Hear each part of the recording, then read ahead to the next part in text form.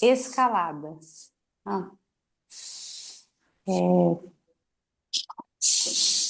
então, boa noite a todos. Então, a leitura de hoje é o capítulo 11, Escalada, do livro Palavras do Coração, psicografado por Francisco Cândido Xavier.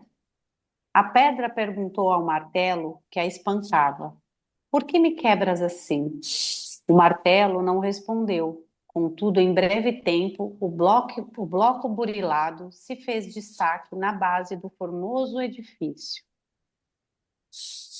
O minério indagou do forno, o minério indagou do forno superaquecido que o transmutava. Dize a razão pela qual me enlouqueces de sofrimento. O forno silenciou, no entanto, depois de alguns dias, apareceu na condição de aço em alto preço. O tronco argumentou com a lâmina que a cerrava. Por que me atormentas?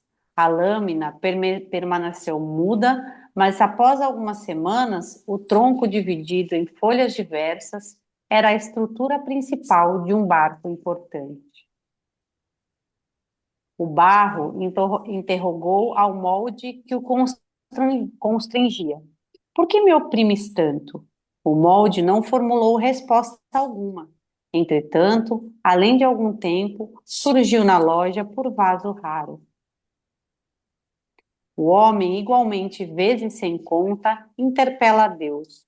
Senhor, por que me martirizas e me afliges? Deus, porém, não responde. Acontece que o espírito humano dispõe de livre-arbítrio para aceitar ou não a dor que o aperfeiçoa. Enquanto recalcitra contra as leis do progresso e do aprimoramento próprio, sofre e deblatera indefinidamente. No entanto, quando se decide a obedecer a escalada para a grandeza suprema do universo, chega sempre o dia no qual vem a saber os prodígios da sabedoria e amor, luz e beleza, em que Deus o transformará, pelo espírito de Meimei.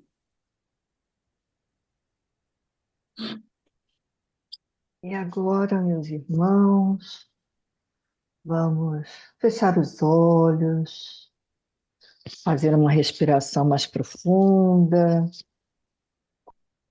para que possamos acalmar os pensamentos, as nossas emoções e nos prepararmos para mais uma noite de estudo, em que pedimos a Deus a proteção, a iluminação, a intuição, abrindo os nossos canais para que possamos ter olhos de ver, ouvidos de ouvir e aprender cada dia mais a caminharmos nessa grande jornada que é a vida aqui no nosso planeta, procurando fazer com que nós tenhamos mais paciência, mais amor, cada vez mais o conhecimento e a aceitação das nossas provas, das nossas expiações, buscando a ajuda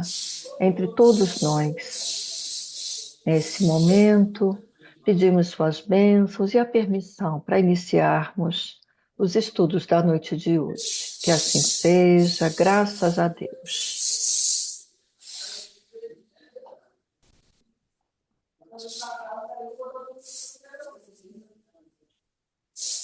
Miriam vai falar alguma coisa ainda? Eu já falei no começo, É porque não gravou, né? Bom, então, boa noite a todos. Vamos dar início, então, à segunda parte, né, do nosso estudo, do capítulo 2 desse livro que a gente está agora tendo a oportunidade de conhecer, da Ana Teresa, Caminha que a Vida Te Encontra. E esse capítulo 2, né, que é a dor da alma e o sofrimento, Ana Teresa nos traz muitas reflexões assim, de uma maneira bem fácil da gente compreender, da gente chegar no conto, né, e que ela espera que a gente compreenda, porque é uma linguagem fácil. E aí, né, eu achei por legal aí para trazer para a gente, eu achei esse vídeo dela no TikTok, é bem rapidinho, ela fala um pouquinho, eu quis abrir essa segunda parte com essa fala dela. A gente queria e quer muito melhorar, porque a gente sabe que quando a gente melhora a nossa maneira de ser, o sofrimento diminui. Mas acontece que a gente tem uma imaturidade moral que nos acompanha, que nos deixa a visão turva. Então, nós estamos numa época, se pensasse em idades morais, a humanidade está numa época em que nós estamos vendo o bem e o mal misturado. De maneira que a gente não tem muita clareza, é muito esforço que a gente precisa fazer, de precisão, para discernir o que nos faz bem e o que nos faz mal. A gente só vai entender que faz mal quando as consequências vêm. Mas a gente demora a perceber o movimento que te faz mal no início. Então, né? Bem interessante quando ela fala que quando a gente começar a discernir o que nos faz bem e o que nos faz mal, a gente vai diminuir esse sofrimento, né? Porque a dor, ela vem, mas o sofrimento vai da nossa percepção das coisas. Então, eu fiz uma rápida revisão aqui, só para a gente entender que ela começou lá o capítulo falando, né, essas palavras aí, ó, a vida dói, às vezes, dói pouco, às vezes muito. Será que há um jeito de parar de sentir essa dor? Será que virá um dia em que a vida já não vai mais doer? Né? E muitas vezes a gente fica procurando a segurança na vida, nessa tentativa de diminuir a dor, mas a gente procura segurança, né, no trabalho, num casamento, numa vida estável, né? Enfim, numa casa bem equipada. A gente vai procurando segurança, mas nas coisas muitas vezes palpáveis, né? Naquilo que a gente pode comprar, naquilo que a gente pode adquirir, né? E aí a gente sabe muito bem que o objetivo da nossa vida não é a gente alcançar a segurança no sentido de vivermos no controle de tudo. Porque quando a gente tenta viver dessa maneira, a gente começa a fabricar as ansiedades desnecessárias, né? E não é isso que vai fazer a dor cessar. E aí ela diz: por que será que a vida ainda está doendo desse jeito? Ela vem explicando para a gente que ser habitante temporário nesse mundo de provas e explicações implica em sentir essa dor existencial, exatamente pelo que ela falou aí no início desse breve comentário aí, né, do TikTok, que é pelo nosso nível de amadurecimento, ou seja, o amadurecimento espiritual no qual a gente se encontra. Então, ela vem fazendo isso. E aí ela vem trazendo várias coisas interessantes para a gente, né? Ela cita Emmanuel no livro Consolador, falando lá sobre a questão da dor física e da dor moral, certo? Que a dor física são as dores que fazem parte da nossa vida por conta de estarmos encarnados, né, no mundo material, enfim. Mas que a dor moral é aquela dor que acompanha a nossa trajetória evolutiva, o nosso modo de agir, como a gente consegue perceber a vida, a noção que a gente vai tendo do bem e do mal, enfim, isso que vem, que Emmanuel traz para a gente aí. E ela ainda diz para a gente, né, durante essa primeira parte que foi feita a semana passada, que a gente sofre porque a gente ainda se encontra, como ela falou aí, cego, numa cegueira espiritual, né? E aí faz com que a gente demore muito na reclamação, sem fazer nada, sem nos movimentarmos para isso. A gente acaba ficando sem energia, né, para resolver a dor, porque a gente sofre de uma maneira exagerada, às vezes a gente superdimensiona aquela dor e aí o sofrimento se torna muito grande e aí a gente fica calado, a gente não consegue identificar e continua repetindo aquele lamento e aí a gente acaba fazendo os tratamentos e não melhora, né? Muito bem. E daí ela diz para a gente que fala sobre o sofrimento e a família também, que um dos motivos, né, mais comuns, a origem do sofrimento no ambiente familiar, está exatamente em querer evitar as precariedades que nós passamos, e aí a gente acaba cometendo os excessos, né? Ela vem falando isso. E aí ela, para a gente terminar a nossa breve revisão, e eu não preciso ficar falando muito sobre a semana passada, porque a Miriam já colocou o link. Quem não teve oportunidade de assistir, assiste, né, para entender o início de todo esse trabalho que termina hoje do capítulo 2. E ela diz que quando a gente consegue separar a dor do sofrimento, né, a gente tem aí o quê? Uma coisa é certa. A maioria das dores vem para nos convidar a sair da aldeia. Aí, para quem não entendeu o porquê da aldeia, tem a ver com aquela passagem do cego de Betsaida que Jesus curou em duas etapas. Primeiro, ele passou lá a lama, né, a saliva no olho do cego. E aí o cego, quando abriu o olho, viu homens parecendo árvores que andavam. Depois, na segunda etapa, ele teve realmente a visão do mundo. E Jesus falou para ele, né? Não volte para a aldeia, não volte para o lugar de onde você estava. Por quê? Porque estava mostrando não no sentido físico, mas no sentido das atitudes, do proceder, né? Para que ele saísse, se libertasse daquilo que o acorrentava, que o aprisionava. Enfim, né? Aí, podemos perceber quando a gente consegue, né, sair da aldeia, a gente pode perceber quem somos nós naquela história, e aí podemos abrir uma brecha entre a dor propriamente dita e o modo como a gente experimenta essa dor, que é o sofrimento.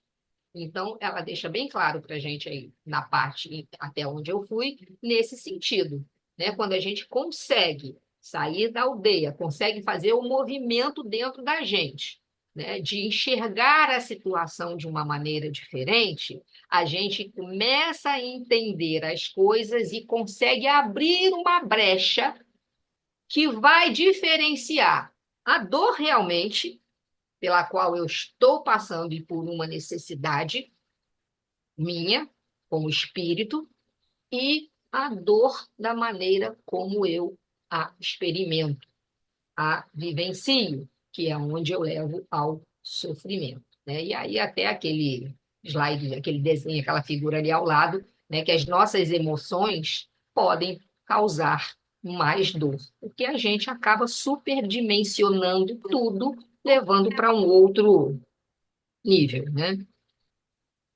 Então, vamos dar início na parte que ficou faltando. Ela usa, né, a partir do ponto em que eu tenho que continuar, ela faz menção ao livro O Céu e o Inferno, especificamente do item 16 do Código Penal da Vida Futura. Mas antes eu quis trazer, que não é e não foi ela quem colocou, eu quis trazer o item 10 desse mesmo Código Penal da Vida Futura, para a gente, né, chegar até o 16, onde ela vai começar a colocação. Claro que eu não vou trazer 10, 11, 12, 13, 14, 16. É o 10 e depois a gente vai para o 16. No item 10, Kardec diz assim: o espírito sofre de acordo com as suas imperfeições, seja no mundo espiritual, seja no corporal. Ou seja, tem a ver com o que a gente está falando do sofrimento, né? Então, todas as misérias, todas as dificuldades que ele enfrenta na vida corpórea, ou seja, que cada um, espírito, né, encarnado, cada alma, enfrenta na vida corpórea, são as consequências de suas próprias imperfeições, as expiações de faltas cometidas nesta mesma existência ou em existências anteriores. Então, a gente pode estar passando por vicissitudes, por tribulações, por consequências de nossas atitudes, não só nesta encarnação, como numa encarnação pretérita, certo? Então, pela natureza dos sofrimentos e das dificuldades que o espírito enfrenta na vida corpórea, a gente acaba julgando a natureza das faltas cometidas numa existência anterior e quais as imperfeições que as causaram. Claro que a gente sabe que isso não é uma coisa papo, né? Às vezes, por necessidade, o espírito passa por algumas reencarnações sem exatamente expiar aquilo que ele cometeu de grave, porque a espiritualidade achou necessário um amadurecimento dele maior, senão, de repente, ele poderia, né, não passar bem por aquela expiação e aí não voltar, porque a gente sabe que não retrocede, não retrógrada, né, não volta, mas ele pode se contrair mais débitos, pode se atrasar mais ainda no passo, né, ficar ainda sem poder continuar a sua caminhada. Muito bem.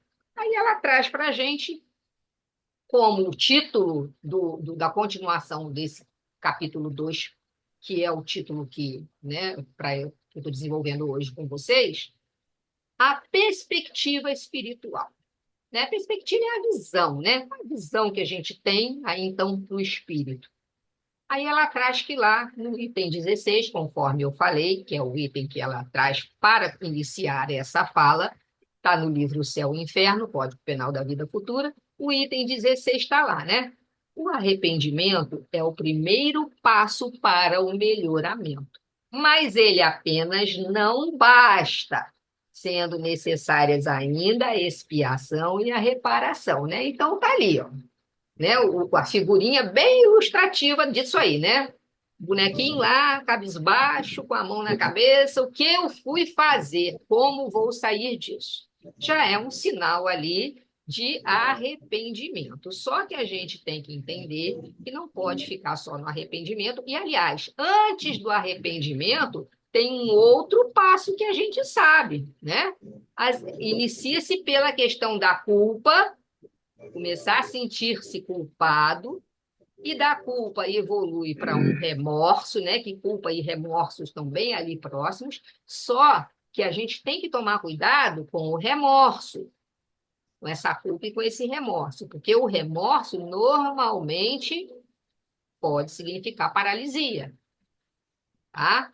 O remorso, muitas vezes, ele traz aquela sensação de mal-estar, sabe que fez uma coisa errada, mas não impede que você cometa novamente aquilo. Então, o ato de você estar com remorso do que você fez não significa que você não vá mais fazer. Já o arrependimento, você já está dando um passo maior, né? Então, vamos continuar e ver o que a Ana Teresa trouxe para a gente, né? Muito bem. Tá aí, ó. Arrependimento, expiação, nós espíritas sabemos isso já, né? E reparação são as três condições necessárias para apagar os traços de uma falta e as consequências que eles causaram. Então, arrependimento, achei até essa figurinha interessante, porque tem a questão ali do coração, né? Está mexendo com sentimento, né? Está começando a mudar ali dentro aquela atitude, não é uma atitude legal e eu preciso mudar isso. A expiação, que pode ser algo que vai passar nessa vida mesmo, que está encarnado, né? Uma falta desta própria vida, como pode ser algo de uma vida pretérita, mas a expiação é realmente, né, carregar ali o peso da cruz do erro que você cometeu, é andar realmente no arame farpado, porque você não vai ficar isento de passar pelo mal que você causou ao outro. Sabemos que tem as moratórias, sabemos que tem as situações, as concessões, que dependem muito da trajetória de vida daquela alma encarnada, daquele espírito encarnado. Como a gente sabe lá a história contada, acho que pelo irmão X, se eu não me engano, do cara lá que numa outra vida foi um capataz, né? Que ele castigava os escravos, se não me engano, fugitivos, passando o braço lá na moenda lá de cana, né, mutilando os escravos, muitas vezes até matando, e nessa vida ele veio para realmente também a dor causada, a dor sentida de perder o braço, mas ele era uma pessoa muito trabalhadora no centro espírita, e não só porque era no centro espírita, porque era um ser humano que se preocupava em ajudar o próximo, em fazer de tudo para estar, né, servindo. E aí foi concedido a ele, por moratória, perdeu o dedinho. Ele perdeu um dedo, ele iria perder um braço, certo? Então a gente sabe, mas a expiação a gente não tem para onde correr.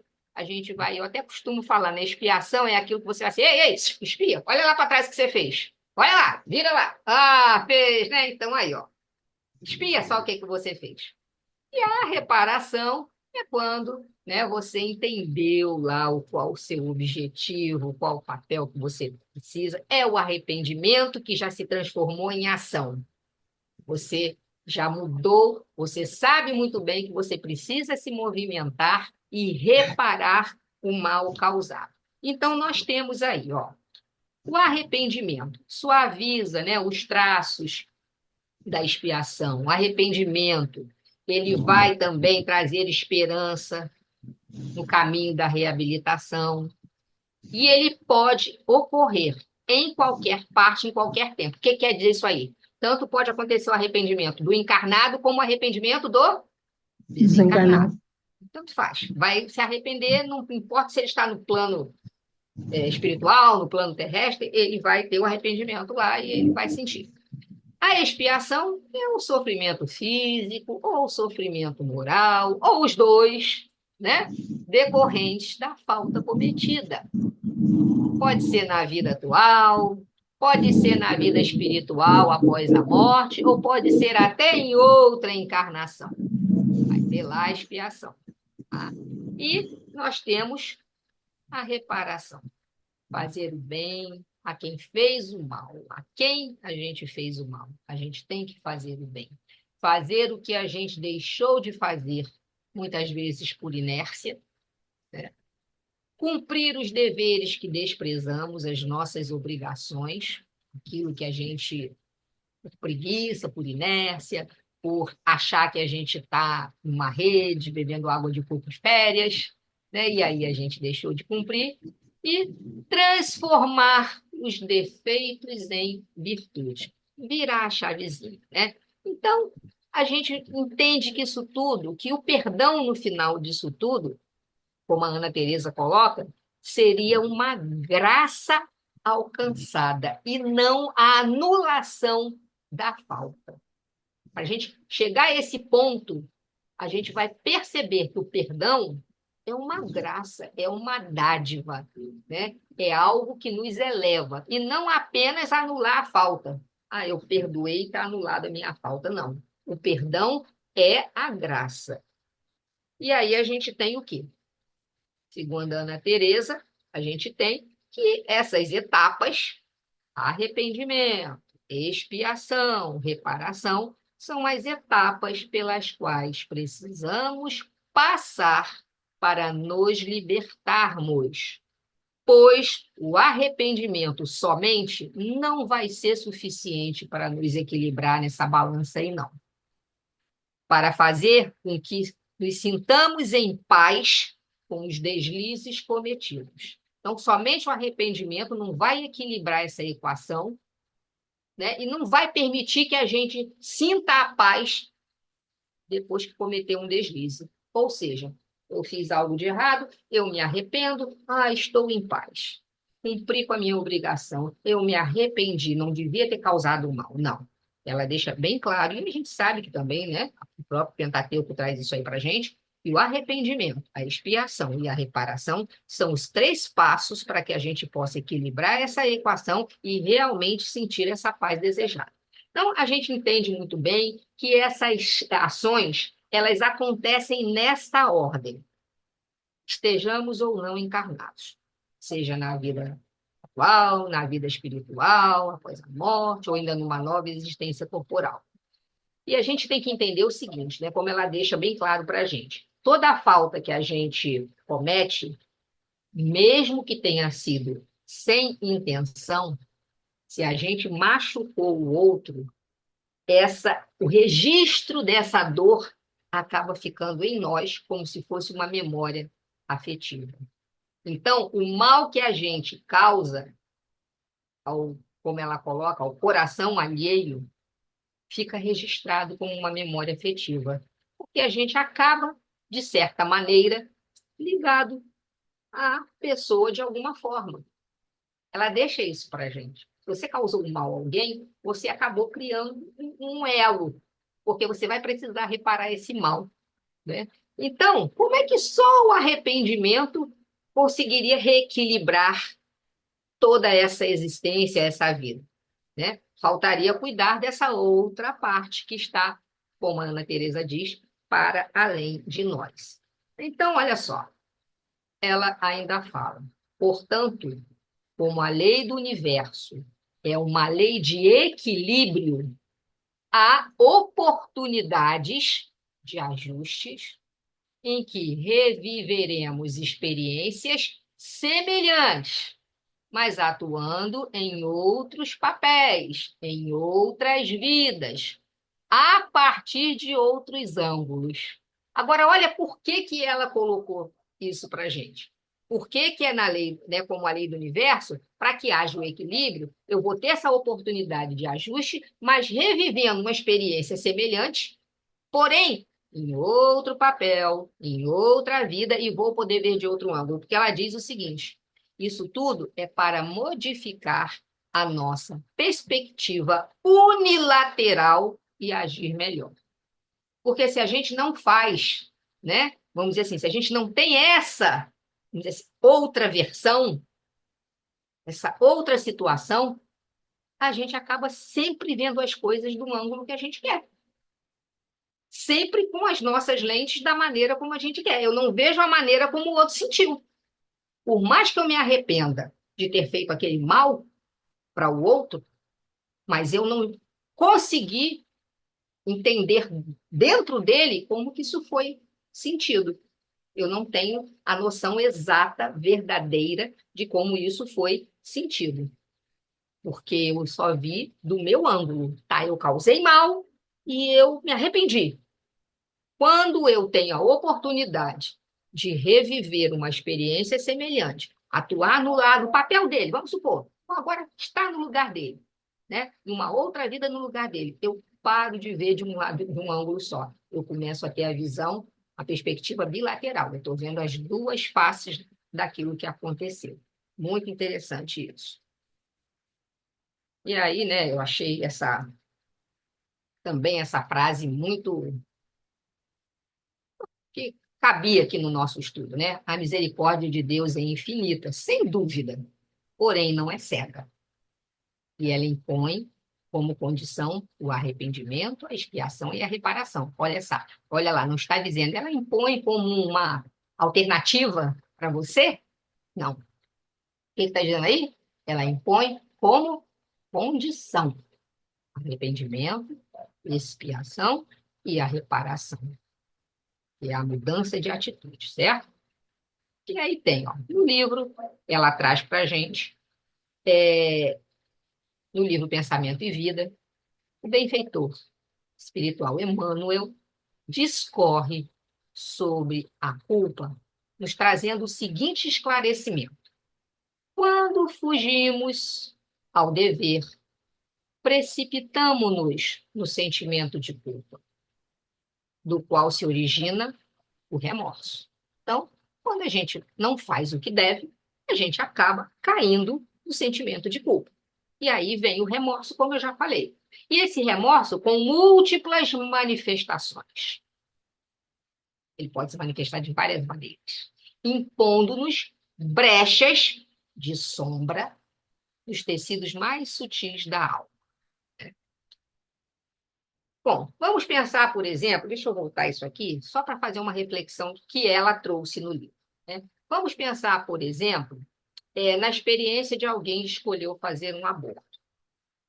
Ela traz esse exemplo para a gente, a questão do remorso, né? Dessa coisa, ficar nessa culpa. E, mais tarde, essa pessoa conheceu as consequências espirituais da ação que cometeu e acabou se sentindo culpado, né? A gente sabe que a culpa não vai ajudar. Como eu já falei, ela, assim como o remorso, ela nos paralisa. E ela pode nos levar a pensamentos obsessivos. E a gente acaba prisionado nesses pensamentos. E aí, o que a Ana Teresa traz para a gente? Que isso causa um desperdício de energia que não nos leva a lugar nenhum. Pelo contrário, incapacita a gente de agir de modo diferente. Mas, como ela fala, né? Se da culpa a gente consegue caminhar para o arrependimento, vai abrir-se uma porta que vai permitir a cura. Vamos chegar um dia a nos curar daquele mal que a gente causou, daquele aborto que a gente praticou. Então, a gente pode até ficar triste, né? Pô, que pena, eu não gostaria de ter feito aquilo. Se eu tivesse oportunidade na época, eu teria feito de maneira diferente. Mas naquele momento não foi possível para mim. Eu não consegui ver outra saída. Mas eu vou me mover na ação. Eu não posso ficar só naquele remorso, aprisionado, né, incapacitado. Eu tenho que fazer algo para não só, né, o arrependimento vir, mas também a reparação. Claro que a expiação ela vai acontecer também. Então, olha só. Ela nos diz que a importância de nos arrependermos é que o arrependimento nos tira da anestesia, da indiferença, nos tira da inércia. E ela diz para a gente que é interessante, que ela usou esse termo aí exatamente, descongelamento, que embora esse descongelamento, ou seja, sair dessa anestesia, dessa indiferença, nos traga dor, é uma experiência positiva, porque ela afirma que vamos ter, a partir daí, dois movimentos curativos, né, que ela traz para a gente. Olha aí, exatamente isso. Conseguimos enxergar o outro, validar a sua dor e deixar com ele a parte que pertence a ele, tá? Eu consigo enxergar o outro, eu consigo validar a dor, mas o que é dele, não é meu, eu não vou carregar. E também outro movimento que ela traz. Conseguimos nos responsabilizar por nossa parte sem enfraquecer, sem desanimar, como falamos, né?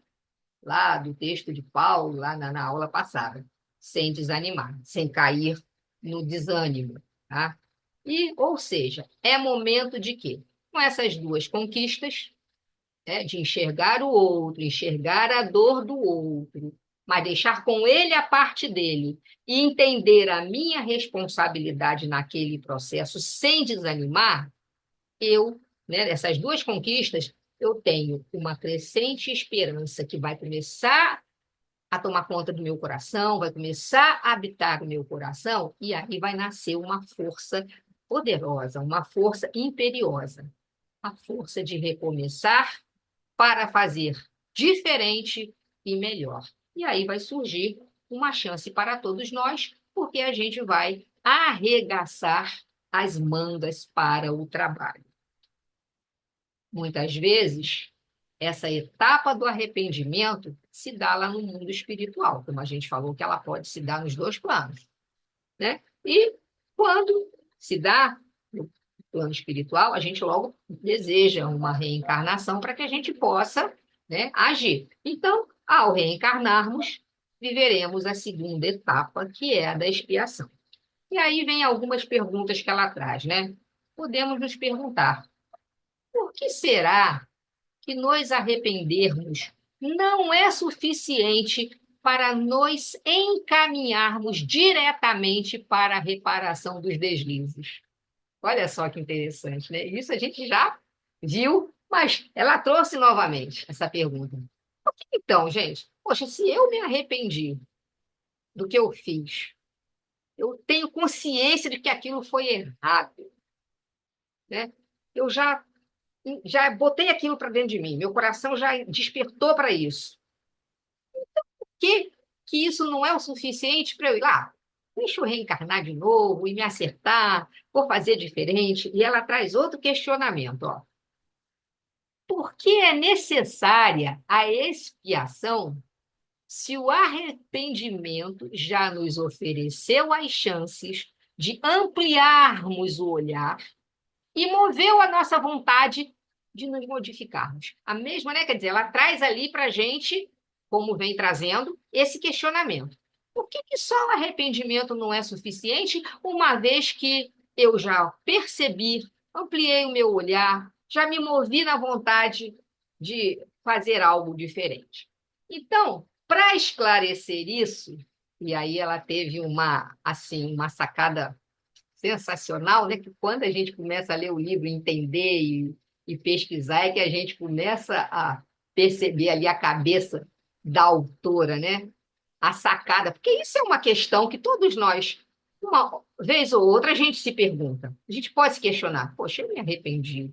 E é de coração. Eu não devia ter feito isso. Eu tenho essa consciência, eu não vou nem fazer mais, nem vou evitar, vou tentar evitar que as pessoas façam com o meu aconselhamento, com o meu esclarecimento. Se eu puder evitar que alguém faça aquilo, como a questão do aborto, né? A pessoa fez o aborto, a pessoa se conscientizou, se arrependeu amargamente daquilo, estava num momento que não tinha conhecimento, enfim, se arrependeu. E ela agora já tem essa consciência, sabe que não vai fazer mais, e não permite, até que não é que não permite, a gente não tem, né, domínio sobre a vida dos outros. Mas evita, procura conversar com alguém que está pensando nisso, alguma família que esteja passando por uma situação dessa, e a gente tenta convencer, tenta conversar, tenta explicar. A gente já está nesse movimento de cura, né, de não fazer mais aquilo. Aí ela traz para a gente. Ela trouxe exatamente um trecho muito esclarecedor do livro Paulo e Estevão, que fala sobre a necessidade dessa etapa que vem depois do arrependimento e vem antes da reparação, que é a expiação. E vai ilustrar muito bem o que ela está desenvolvendo neste capítulo. Vamos ver lá o que é, né? A necessidade da expiação. Está no livro Paulo e Estevão. Bom, ela traz o trecho em que é uma orientação que foi dada por Ananias a Saulo, depois do fracasso deste, ou seja, do fracasso de Saulo, ao narrar sua experiência de encontro com Jesus aos seus antigos pares da sinagoga. Tá? Então, percebam, ele teve um encontro com Jesus e aquela experiência tocou ele profundamente. O que ele queria? Com a expectativa de Saulo qual era? Bom, eu tenho influência. Já pertencia àquele meio, né? Tinha poder. Era tido como alguém muito importante. Por que eu não vou conseguir convencer as pessoas? Bom, aí ela diz: Saulo, nesse momento em que fracassou quando tentou narrar sua experiência de encontro com Jesus aos antigos pares lá da sinagoga, ele fracassou. Ninguém deu ouvido a ele, não quis saber. Ele estava experimentando a dor do abandono, da solidão, o que era compatível com a situação na qual ele mesmo havia se colocado. Imaginar que seu passado glorioso seria suficiente para garantir o êxito na exposição das ideias novas foi um mero engano dele, né? Porém, junto à dor de ser incompreendido, olha só o que ela traz para a gente, resumidamente, dessa passagem lá de Saulo. Saulo também começou a desenvolver o sofrimento de ó vida, ó céus, ó azar, eu sou vítima, de vitimização, dizendo-se cercado de muitas dificuldades, sem perceber que tinha lhe faltado humildade e preparo diante de tão grande tarefa que se havia imposto. Né? Então, olha só. Aí ela continua. Quando Ananias percebeu, né, que Saulo já tinha começado a compreender a sua narrativa, a sua, vamos dizer assim, a sua explicação, aí começou a sair do seu estado queixoso, deixou o estado de sofrimento da vítima. Ananias aprofundou essa repercussão, né? Então ele fez lá. O Senhor, Ananias falando para ele, conferiu-te a tarefa do semeador. Tens muito boa vontade, mas que faz um homem recebendo encargos dessa natureza? Ananias perguntou para ele. Antes de tudo, procura juntar as sementes em seu mealheiro particular, ou seja, uma espécie de um cofre, né? Para que seu esforço seja profícuo, seja frutífero, seja lucrativo. Ananias viu que ele saiu do estado do sofrimento, apesar da dor sentida, mas viu que ele saiu da vitimização e aprofundou a reflexão nesse sentido. Ainda trouxe mais. Aquele que já se enganou ou que guarda alguma culpa tem necessidade de testemunhar do sofrimento próprio antes de ensinar. Os que não forem integralmente puros ou nada sofreram no caminho, jamais são bem compreendidos por quem lhes ouve simplesmente a palavra. Então, ele está dizendo aí, ó, aquele que não sofreu o que causou aos outros, não vai ter condições de ensinar. Porque aqueles que não forem integralmente puros, ou que nada sofreram nas suas passagens, ou seja, na passagem pela vida, já são bem compreendidos por quem lhes ouve simplesmente a palavra, não entra no ser, não causa nenhum tipo de mudança, de transformação, que já é difícil, né? Causar transformação. Contra seus ensinos, termina Ananias, estão suas próprias vidas. Né? É o exemplo. Jesus ensinava por palavras, mas principalmente por atitudes, por vivência. Então, essa dor de Saulo foi esse abandono. Então, ele sofreu e se fez de vítima.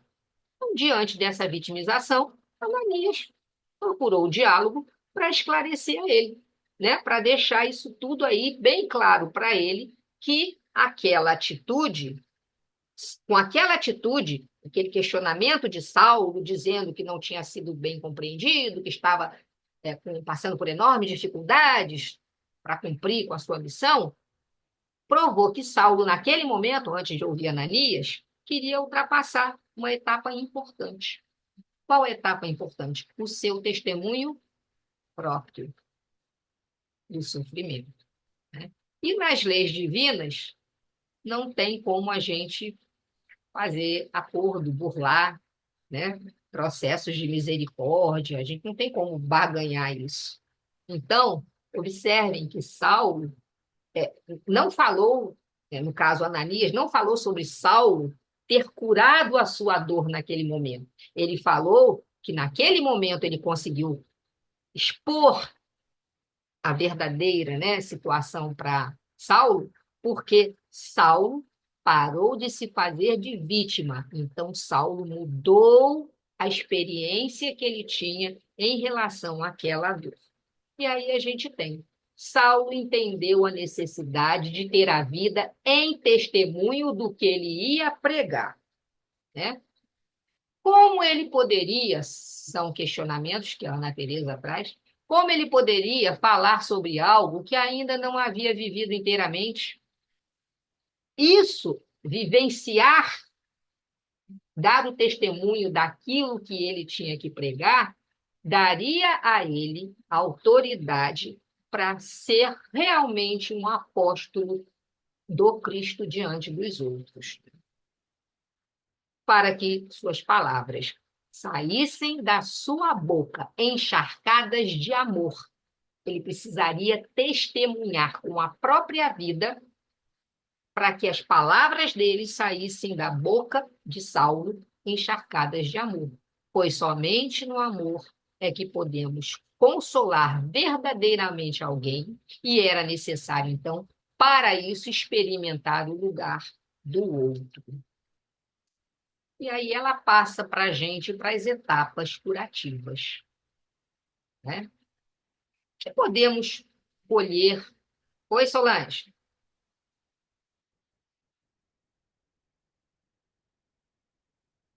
Solange levantou a mão aí, eu vi que a Solange levantou a mão.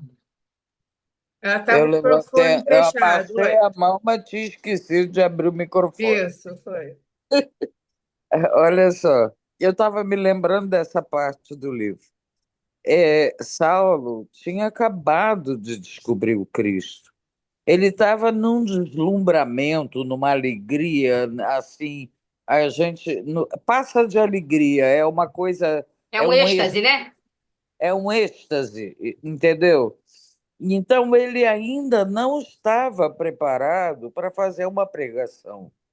Ele queria que todo mundo compartilhasse daquele êxtase com ele, mas ele não estava preparado para adequar as palavras, para ver, dependendo do público, como você vai conversar, para ter calma e paciência.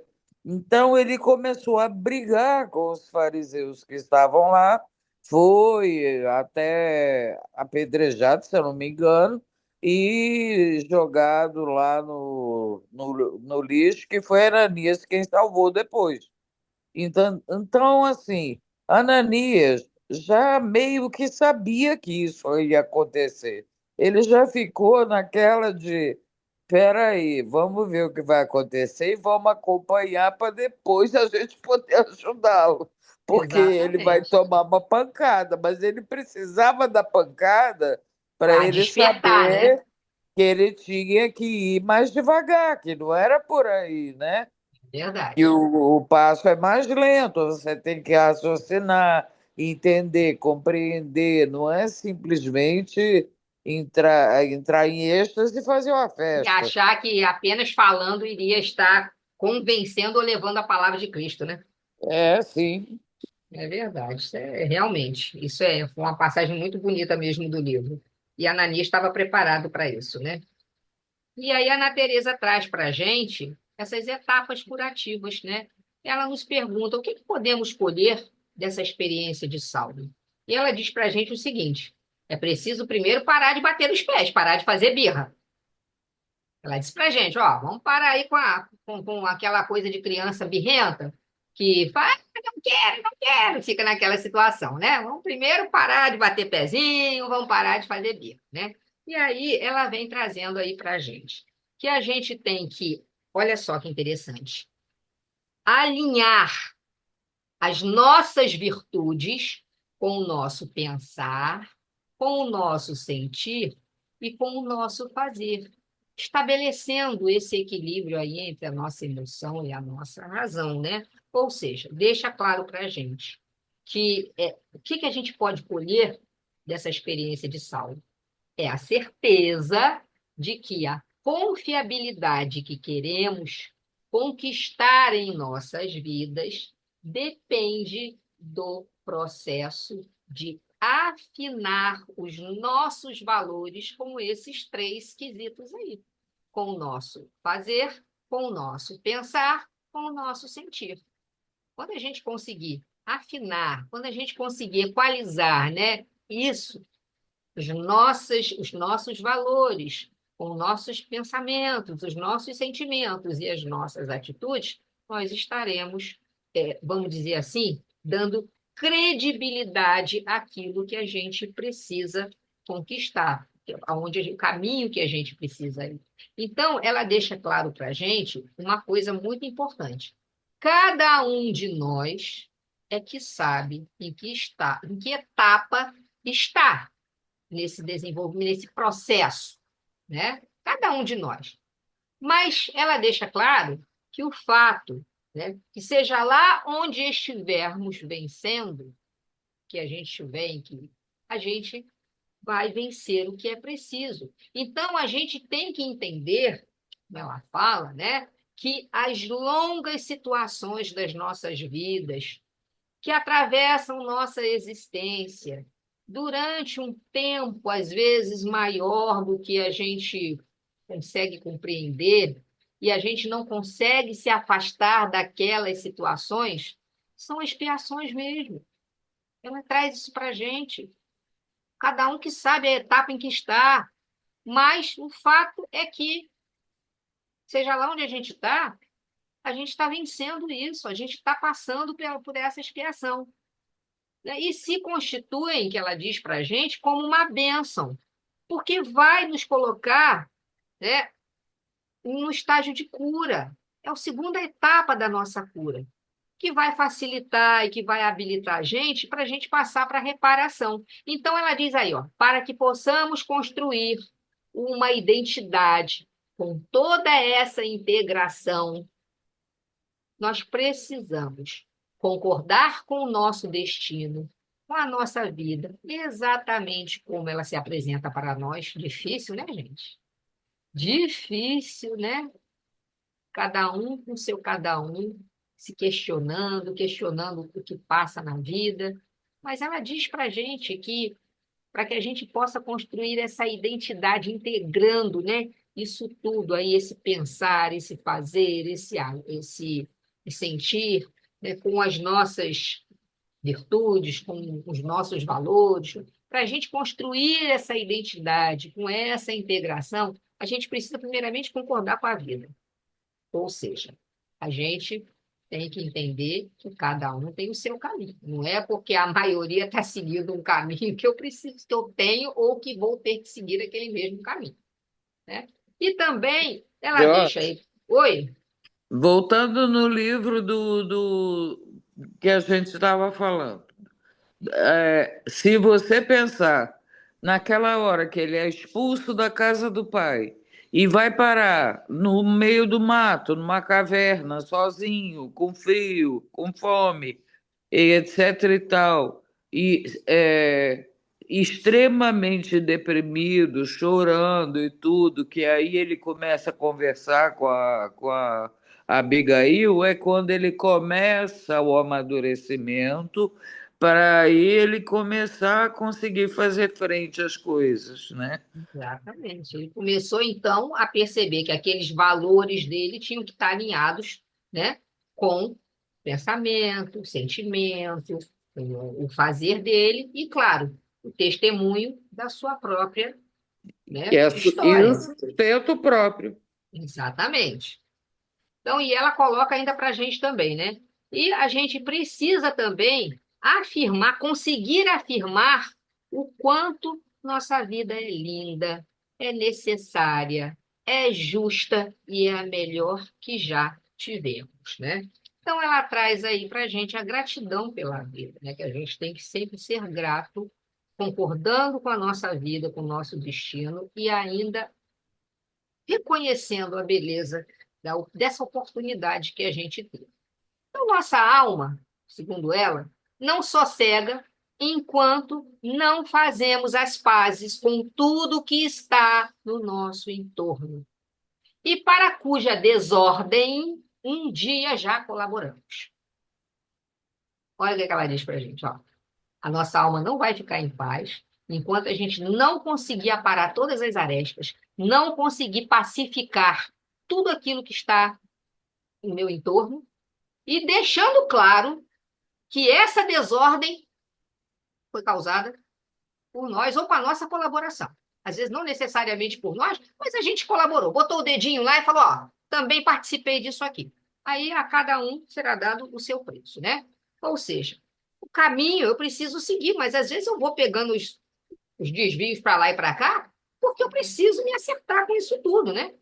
Nenhum de nós passa para a reparação sem ter ajustado as contas com o nosso coração. Seria bom se a gente pudesse se arrepender e traçar o caminho lá para a luz.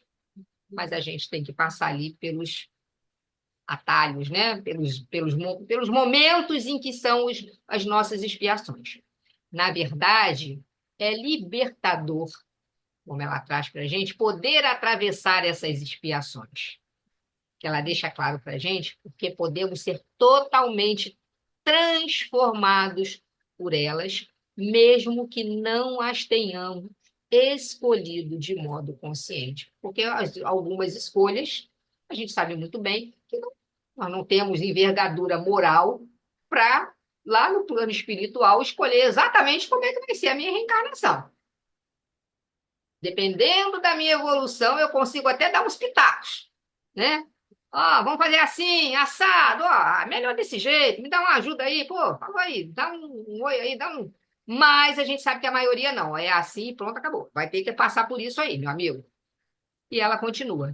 Dessa forma, não somos vítimas de nossas vidas. Muito pelo contrário, somos arquitetos de nosso destino. Aí eu achei essa imagem nas minhas pesquisas da internet, né? Essa frase desse Amaury Crosarioli, não conheço, mas eu achei a frase pertinente. Todos os dias somos arquitetos do nosso destino, moldando com nossas escolhas entre o certo e o errado, e carregando o peso ou tranquilidade das consequências que essas decisões trazem. Olha, não sei se esse cara é espírita, mas se fosse, a frase caberia bem em qualquer estudo nosso. Né? Amaury Crosarioli, não sei, nunca ouvi falar. Então, a gente é arquiteto do destino, que a gente molda esse nosso destino com as nossas escolhas. O certo ou o errado. Se eu ajo certo, escolho certo, eu vou carregar a tranquilidade. Se eu escolho errado, eu vou carregar lá o peso das consequências do que eu fiz. Certo? Então, as perguntas que ficam para cada um de nós, quando estamos vivendo alguma dor, é uma delas, né? Aí, ó. Qual é o aprendizado a que estamos sendo chamados a começar? Aí eu botei as figuras para a gente entender, né? Por exemplo, é aquele aprendizado que vai me tirar dos excessos, né? Que vai romper com aquela questão da autossuficiência, olha lá, e aceitar a vulnerabilidade que nos liga a todos os seres? Esse questionamento que ela traz para a gente. O aprendizado que a gente está sendo chamado no momento é sair dos excessos, romper com aquela questão do eu, autossuficiente, e aceitar que eu sou vulnerável e que eu estou, de uma certa maneira, ligado a todos os seres da humanidade? Ou seria aquele aprendizado, né, que a gente está sendo chamado a começar agora, que vai nos ensinar a amar o improvável, aquilo que eu não ia considerar amar, e a nos reconciliarmos com o que afastamos de nós? Por que a figura aí, né, do Cristo? Porque muitas vezes a gente se afasta até do próprio Cristo, né?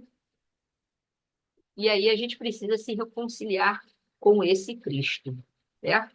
E aí ela traz o seguinte: a imagem para baixo, as imagens fui eu que montei aí esse quebra-cabeça. Mas ela traz, enfim, devemos discernir o que estamos sendo convidados a olhar, a fim de que possamos renunciar ao sofrimento como sendo a única maneira de viver aquela experiência. Porque muitas vezes a gente escolhe o sofrimento para viver determinada experiência da vida.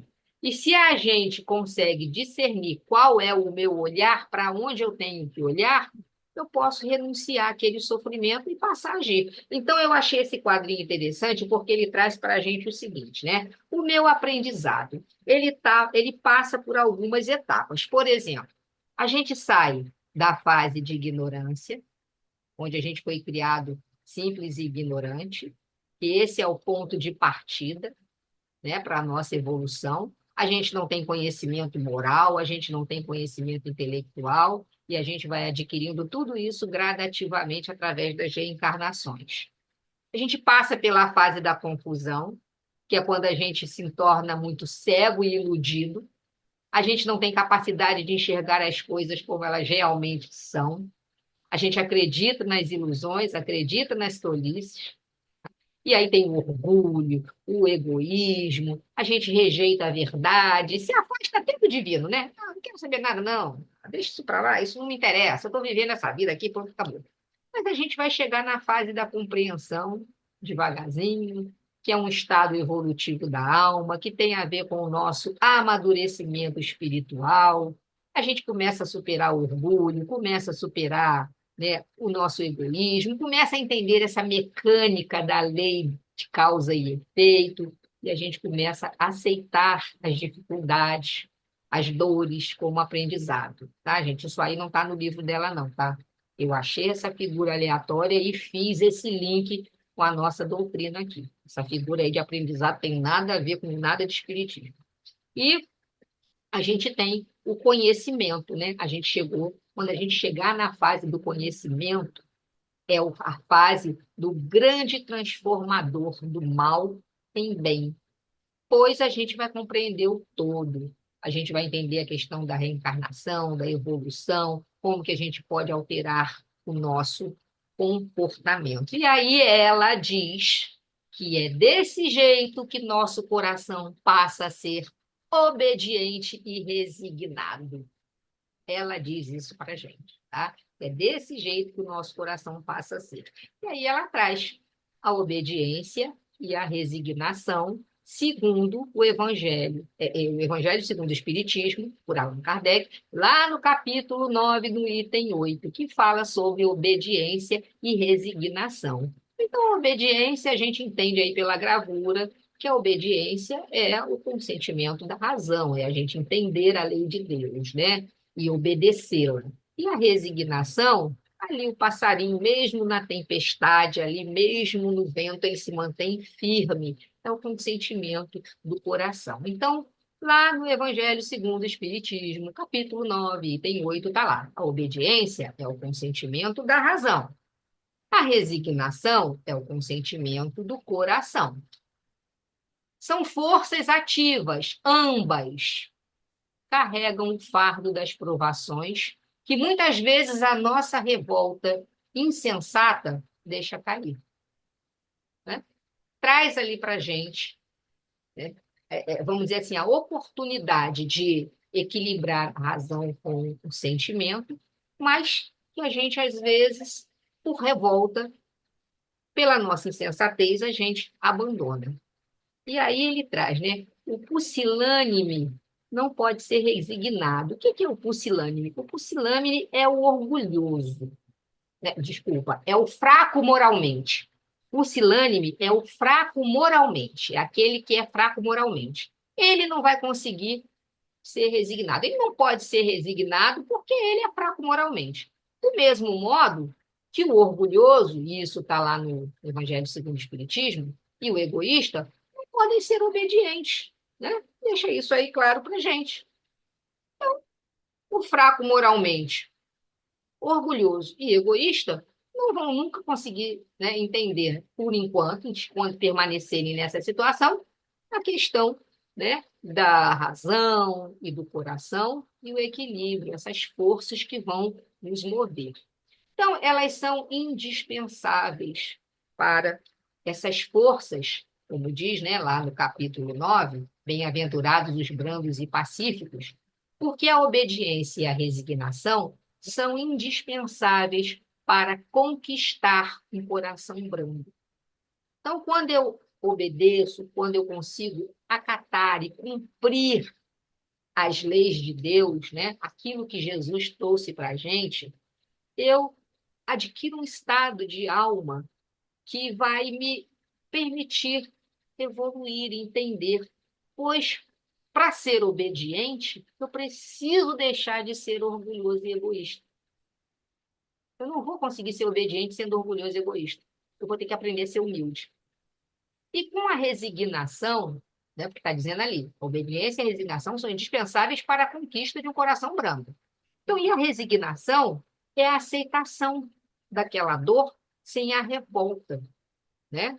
São duas forças que atuam juntas no consentimento tanto da razão, tanto da obediência, quanto do coração. E que muitos confundem, como a Ana Teresa disse, essas duas forças ativas, obediência e resignação, muitos confundem com negação do sentimento e vontade, como se a pessoa se anulasse sendo obediente, submisso, né? Sendo aquela pessoa que não tem vontade própria. E ela diz que é confundido. Essa obediência que se fala e essa resignação não é a submissão sem, né, causa, simplesmente porque abaixa a cabeça e não consegue pensar em nada. E aí, através desses dois, mantém o coração aberto ao amor, é capaz de lidar com as vicissitudes da vida, né? Com os infortúnios, sem esmorecer, sem perder a força, sem perder o ânimo. E ainda continua. Deixa eu passar aqui. E ainda continua, deixa eu tirar aqui que está na frente, espera aí.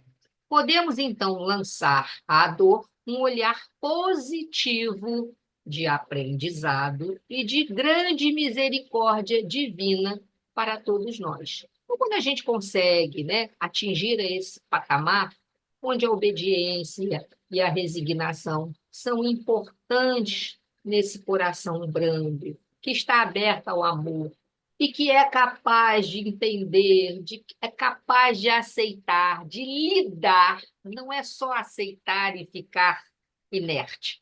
Consegue lidar com os infortúnios da vida terrena sem fraquejar, aí ela diz para a gente que a gente então pode lançar a dor que a gente passa um olhar positivo de aprendizagem e de misericórdia de Deus para conosco, né? Então, para aprofundar o estudo, já chegando aí na parte praticamente final, ela traz para a gente um esquema didático cuja finalidade é nos auxiliar na compreensão dessa perspectiva espiritual. Então, olha só o que ela fez. Ela colocou assim, a nossa reencarnação atual. Aí ela dividiu em 3 partes. Ela fez um círculo, um esquema, um círculo, colocando no centro a nossa reencarnação atual.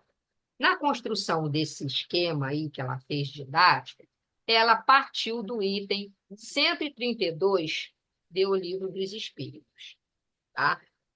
É onde Kardec pergunta aos espíritos sobre o objetivo das reencarnações. Mas ela também utilizou como fonte de consulta para a construção deste esquema. Ela utilizou o livro O Céu e o Inferno e utilizou também o Evangelho segundo o Espiritismo, cada um com sua referência. Então, ela coloca lá para a gente, né? A missão é a nossa contribuição para o futuro, está ali como gratidão, eu vou tentar, dentro do meu entendimento, explicar. A expiação, colocou ali a palavra compaixão, e a expiação tem a ver com o nosso arrependimento, com o resgate e cura para a reparação daquele passado delituoso, e colocou as nossas provas, questão aí, ela utilizou a palavra sobriedade, como uma aquisição de valores, né, que é um arrastamento das más paixões.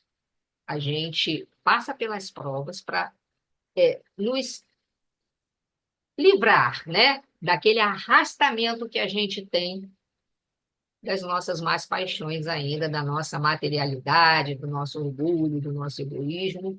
E aí ela coloca, né, que a expiação são os sofrimentos físicos ou morais, a pena imposta, como ela faz referência lá ao livro Céu e Inferno, Código Penal da Vida Futura, e a duração menor, no caso aí das provas, porque a luta vai nos ensinar. Então, vamos ver aqui.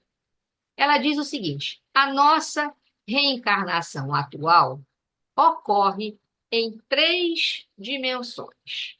Aí ela coloca a dimensão das provas, que são de curta duração e têm a finalidade de nos ajudar a conquistarmos novos aprendizados e, portanto, suas causas residem no presente, naquele momento em que a gente vive. Por isso que ela coloca as provas no presente, porque são, vamos dizer assim, situações que têm a finalidade de nos levar a novos conhecimentos, nos tirando, né, nos livrando, nos livrando aquela consciência das mais tendências, das nossas mais paixões, a gente pode, através desse aprendizado, né, vamos dizer assim, se livrar disso, né? Vamos dizer, evitar.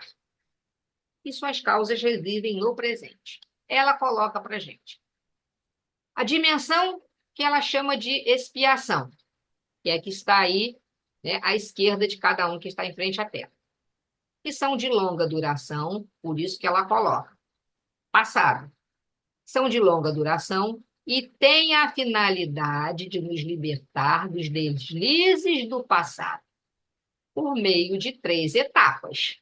Já vimos as etapas, né? Arrependimento, expiação aí, no caso, e a reparação.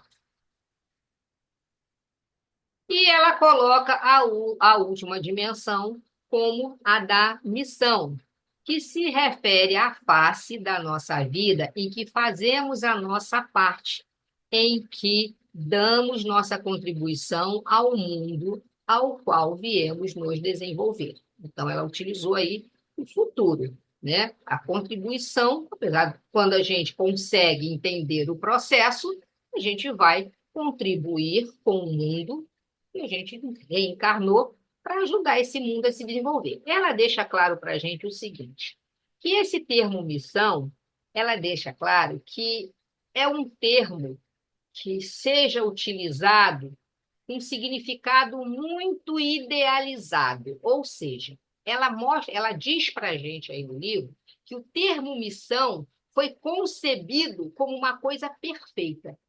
Então a gente acha o seguinte, que a gente não tem. O que eu entendi da posição dela é que a palavra missão, como é trazida para a gente no sentido de algo concebido como perfeito, porque está em missão, então já está num nível de perfeição ou de uma elevação muito grande, então que a gente nunca tem missão.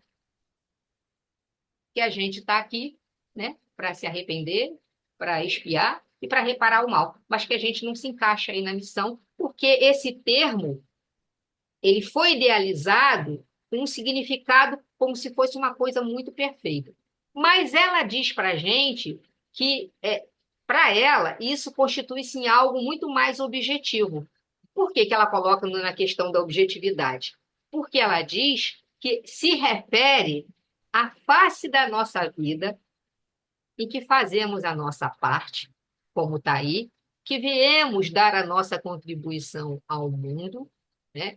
Então, a gente está aqui para ajudar. Então, não significa missão que eu tenho que fazer, oh, meu Deus, um grande feito. Se eu já faço o bem, eu já procuro me envolver, né, com situações em que eu ajudo, em que eu sou útil à vida de alguém, eu já estou ali numa missão.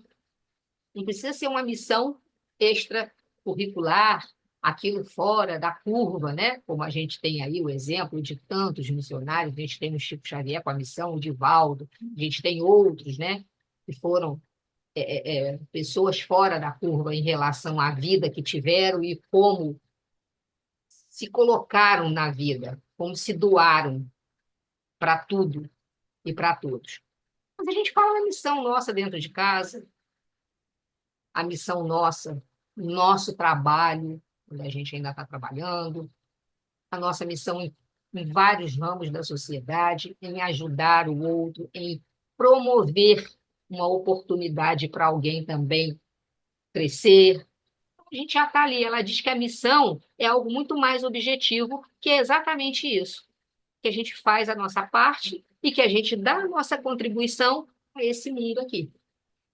Ela coloca a missão nesse sentido. E aí ela diz para a gente o seguinte, que o tamanho, né, isso aí é um exercício proposto, que ela propõe, que eu não sei que horas tem? 8h15. Ah, tá bom. Eu vou propor o exercício, mas deixa eu antes explicar a questão, né? Ela diz para a gente o seguinte, que o tamanho e a intensidade de cada dimensão, ou seja, ela propõe esse exercício, que a gente pegue uma folha de papel, a gente desenhe um círculo, como esse gráfico que ela fez aí, ó, anteriormente, que a gente faça um círculo exatamente aí desse jeito, né?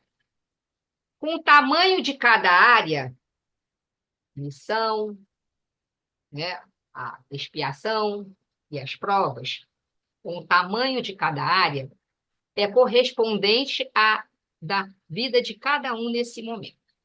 Então, por exemplo, você vai fazer o círculo, mas o tamanho que você vai dar para a área, ou da missão, ou da compaixão, ou das provas, pode ser diferente. Você vai demarcar, por exemplo, um tamanho para expiação, de acordo com o que você acha que está sendo a sua expiação que você está passando nesse momento. Você acha que a sua expiação é uma expiação grande? Tu abre uma fatia dessa pizza aí grande para expiação. Se você acha que as provas são menores, você não está sendo tão testado, bota menorzinho. Se a sua missão é pequenininha, você tem uma contribuição com o mundo, mas de uma maneira mais restrita, põe. Então, ela diz o seguinte, que o tamanho e a intensidade de cada dimensão vai depender da história de cada um de nós. Então, ela pede para que a gente faça esse círculo, tá? Que a gente desenhe o círculo, mas que a gente coloque um tamanho para cada dimensão dessa, que ela chama de dimensão, que é a nossa missão, a nossa expiação e as nossas provas, e cada um coloque o tamanho para essa fatia de acordo com a vivência que tem nessa vida atual. E aí ela coloca assim, ó. Qual é a maior área e qual é a menor? Ela vai perguntando isso para a gente. Então, desenhe o círculo. Coloca para você o tamanho da sua missão, o tamanho da sua prova e o tamanho da sua expiação. Desenhe o círculo. Ela ali equalizou. Ela ali viu que ela colocou tudo em igualdade. Ela colocou em igualdade para facilitar a nossa compreensão. Mas ela trouxe a explicação, né, de cada um ali, ó.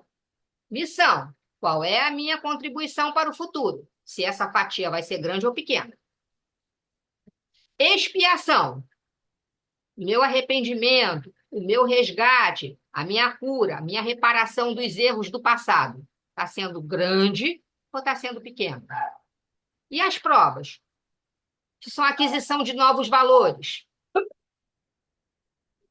Está agora no meu presente. Está grande ou está sendo pequeno? Aí ela traz, né? Então, cada um coloca de acordo com aquilo que... Por isso que ela bota como a primeira pergunta aí para a gente. Qual é a maior área e qual é a menor? Digamos que a minha, por exemplo, a minha maior área seja de missão, vamos supor.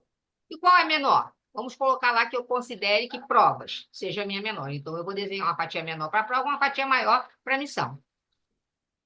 Aí ela pede depois que a gente faça isso, ó.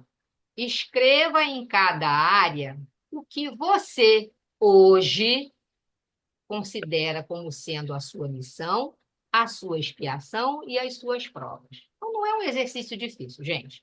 É fazer um círculo, dar um pedaço para cada fatia, de acordo com a sua história atual, um pedaço para a missão, um pedaço para expiação e um pedaço para a prova, que você vai determinar qual é o maior e qual é o menor, ou se você acha que tem que ser todos do mesmo tamanho, fique à vontade também, porque, vamos dizer assim, o esquema é seu, não é meu, não é da minha vida. Ela está pedindo para a gente demonstrar ali a nossa vida. Então, o tamanho vai depender de cada um, como ela deixou bem claro aí. Por isso que eu botei em vermelho. O tamanho e a intensidade de cada dimensão depende da história espiritual de cada um. Georgia é Georgia, Miriam é Miriam, Solange é Solange, né? Maria é Maria, Carli é Carli. Cada um de nós aqui é um indivíduo, com uma história de vida. Então, essa situação dessas dimensões de prova, expiação e missão vai variar muito para cada um de nós. Então, primeiro ela pergunta qual é a área que eu considerei maior e qual é a área que eu, Georgia, considerei menor. Aí ela pediu para a gente escrever em cada área, então, qual é a minha missão, que eu considero sendo uma expiação e o que eu considero sendo uma prova na minha atualidade. Não precisa ser textão, não precisa fazer frases mirabolantes. Pontua alguma coisa. O que você considera ser sua missão? Mas o que é missão mesmo, Georgia? Me lembra lá o que é missão? É a contribuição que você está dando para o futuro. É que se refere ao que eu faço, parte da minha vida, o que eu estou fazendo para contribuir para o desenvolvimento desse mundo atual. Então, eu penso em alguma coisa. Mas o mundo é muito grande. Não, eu penso na minha casa, eu penso em Angra dos Reis, eu penso no meu município, eu penso no meu bairro.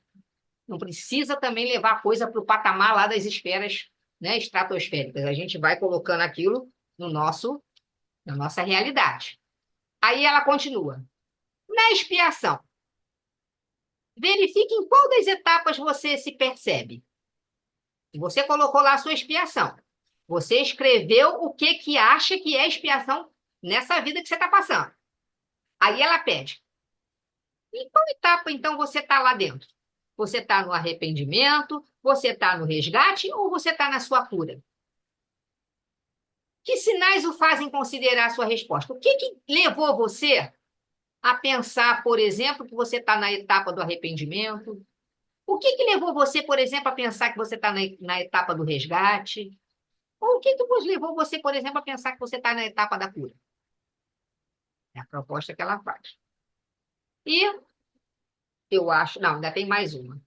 Na área das provas, verifique se há possibilidade de você identificar que gênero de provas está presente em todas elas. Escreva o que percebe. Né? Que gênero de prova veio para você? Você considerou uma prova. O que você considerou como prova sua atual? Muito bem. Já que você considerou uma prova, vamos relembrar lá o que é prova. Vamos lá. Esse exercício a gente precisa entender desse jeito. O que é prova? Aquisição de novos valores. Eu estou, né, no arrastamento das más paixões, estou deixando aquilo para lá. Então, aqui eu estou adquirindo novos valores. Aí ela bota lá, ó. Na área das provas, identifique o gênero de provas. Então, quais são os novos valores que eu estou adquirindo? Né? Está presente em todas elas, né? Em todas as situações da minha vida. Escreva o que você percebe. E, finalmente, na área da missão, escreva de que modo você sente que sua missão contribui para o mundo. Então, é exatamente isso. Ela fez um esquema, mostrou para a gente esse gráfico, né, dividido em 3 dimensões, a dimensão da missão, a dimensão, né, ela colocou lá a dimensão das provas, a dimensão das expiações e a dimensão das missões. E, a partir daí, ela pede para a gente analisar a reencarnação atual, dividir esse círculo com o tamanho dessas 3 dimensões diferentes, de acordo com o que você sente, qual é a sua maior área e qual é a sua menor, dentro de quê? De missão, de expiação e de provas. E daí você desenvolver alguma coisa. Qual etapa que você está na expiação, o que faz você considerar isso?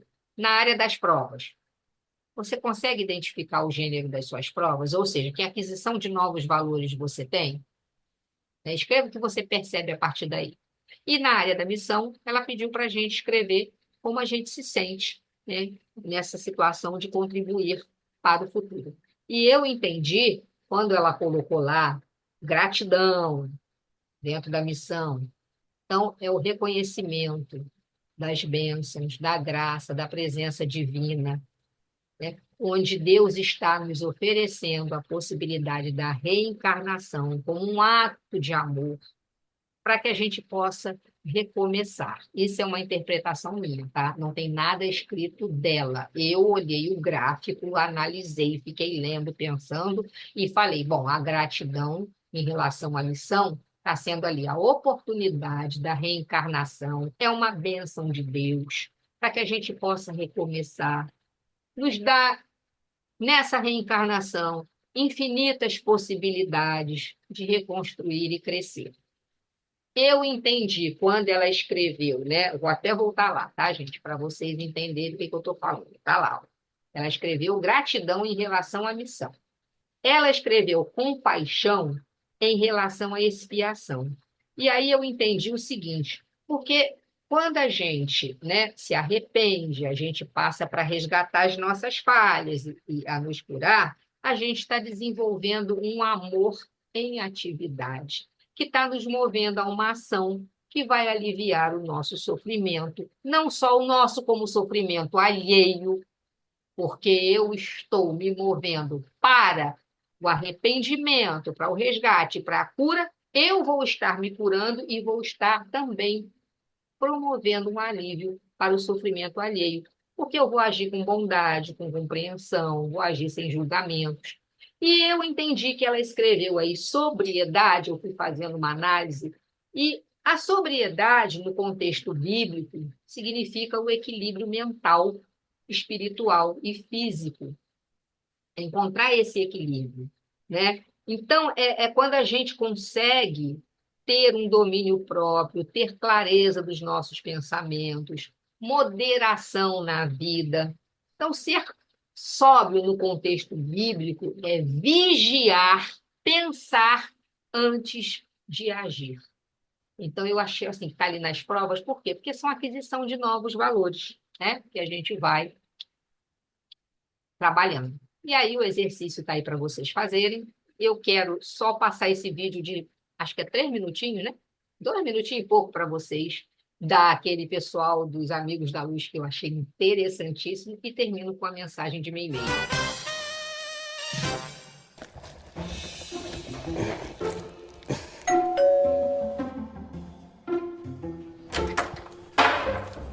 Oi.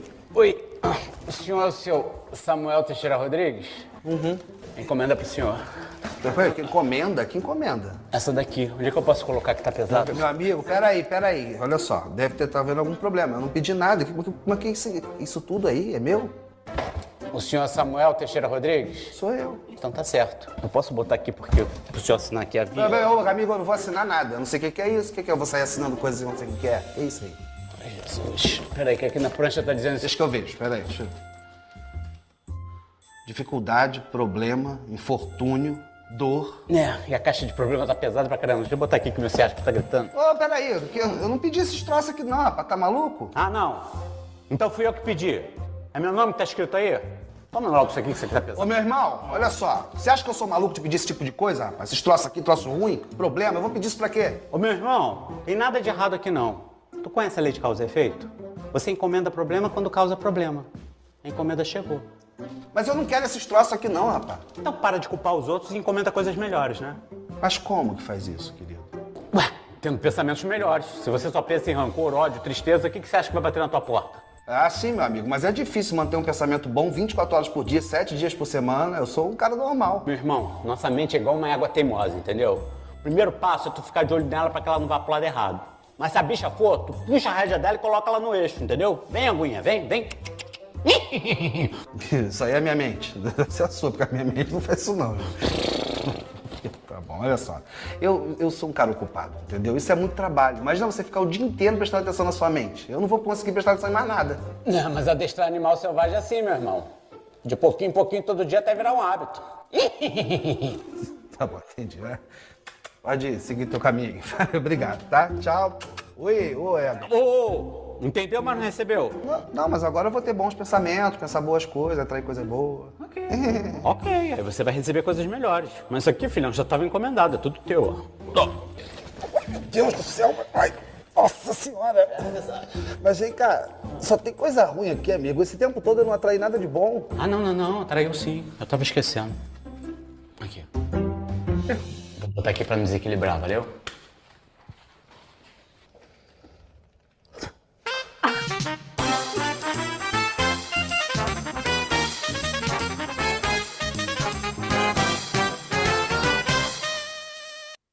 Sensacional, né? O nome desse vídeo é Entregador. Ele é um entregador, né? E ele colocou ali, né? Toma, que isso é seu. E ele não queria, não quero, pode levar de volta. Não, já está encomendado. Agora tu vai ter que ficar. E nada de bom. Ah, toma isso aqui. Foi bem ilustrado mesmo o coisa. E aí, Para a gente terminar, eu trouxe essa mensagem de Meimei que eu achei assim fantástica, né? A gente pensa muito quando fala em dor, né, nesses problemas de sofrimento. A gente pensa em Joana, a gente pensa em Emmanuel, né? A gente pensa em André Luiz. A gente vai, mas Meimei traz de uma forma tão poética, tão bonita, uma mensagem sobre essa dor. Chama-se Voz de Coração. Está no livro Amizade, psicografia de Chico Xavier, pelo Espírito Meimei. E diz assim: Alma irmã, não me condenes. Venho ofertar-te renovação e experiência e mostrar-te nos outros os irmãos do caminho que amam, sofrem e aprendem qual te acontece, a fim de que te movas ao sol da compaixão. Venho mostrar-te ainda o peso que há na culpa e o valor do perdão. Sobretudo, sou eu quem te revela a grandeza do amor na luz da compreensão. Peço, não me censures. Venho em nome de Deus. Sou sua dor. Sou tua dor. Então, ela, de uma maneira muito poética, muito delicada, né, sublime, ela vem dizendo o que Ana Teresa desenvolveu nesse capítulo 2, também de uma maneira muito leve, muito pontual, né? Para a gente não condenar a dor, porque ela vem renovar, vem ofertar a gente o quê? Renovação, experiência, mostrar que os irmãos do caminho também sofrem, né? A fim de que a gente consiga se mover no sol da compaixão e ainda mostrar que a culpa tem peso, que o perdão tem mais valor e que revela a grandeza do amor quando a gente compreende. Então, pede para não censurar, porque, em nome de Deus, é a dor que nos traz essa oportunidade. Tá? Então, é isso aí. Estudo Gente, olha só, cumprido. eu acho super importante a gente fazer esse exercício, Eu né? posso colocar lá no slide, Sim, né, vai no colocar grupo, né? mesmo, tem que colocar. E todo mundo faz, gente, porque assim, a conclusão que a Georgia tirou pode não ser a nossa, né? Estou falando da, da, da missão, da expiação, você está entendendo? Então, é muito importante que cada um de nós façamos esse exercício, porque depois que a gente escutou, né, esse estudo, que a gente faça. Ninguém vai pedir para ver o de vocês. Eu tenho certeza que os nossos maiores estão nas provas, principalmente, né? Nós já passamos muito mais na expiação, mas estão nas provas, né? Então, assim, vamos fazer, né? Porque isso ajuda a gente se enxergar, ajuda a gente se perceber. Então, você vê, ela vem trazendo exercícios nesse livro, quase todos os capítulos têm exercícios, para que a É. gente consiga, né, se avaliar mesmo, ver, se perceber e conseguir caminhar melhor, tá bom? Então, a Jorge vai deixar lá o exercício. Façam, gente. Inclusive, eu vou tirar uma foto dele completo, onde tem as referências bibliográficas que Sim, ela ela traz trouxe, isso. né? Para que eu possa colocar aí no, além de colocar esse slide aí das perguntas, para que vocês possam também se basear. Ah, mas eu quero entender mais o que que ela quis dizer aí com questão de expiação, né? O que que ela quis dizer aí com a questão das provas, E que aí tenha ela até referência. fala que o que está entre parênteses é do Consolador, então tem que botar esse adendo se as pessoas quiserem, né, de repente. Isso. Tá Ela bom, coloca gente? isso tudo, é verdade. Pois E tem tudo bem. algumas coisas que muitas vezes nós já fizemos no passado e continuamos fazendo até hoje. E Que você, no podem estar nas exercício, você vai provas, que percebendo podem isso. estar. Exatamente, que é uma coisa que vai transpor faixa, vai Então, transpor uma faixa para outra. é isso que o livro está sugerindo, para a gente caminhar, que a vida vai encontrar com a gente. Tá bom, gente? Então, Solange, aproveita e faz a prece para a gente encerrar a nossa reunião de hoje.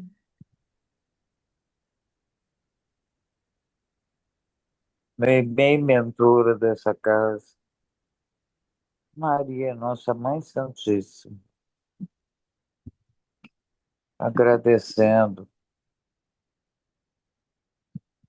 a, a luz, a caridade dos mentores dessa casa e dos mentores que conosco vieram estudar, nos auxiliar a compreensão e também estudar, aprender junto conosco. Agradecemos a presença de todos. Pedimos que abençoe a semana de todos que aqui estão, dos que não puderam comparecer, e que se, se continue com essa caminhada sem esmorecer no caminho, porque paralisar é perder tempo e repetir prova. Assim sendo, pedimos a permissão para o encerramento do estudo dessa noite, Obrigada, que então. seja graças a Deus. Desculpa.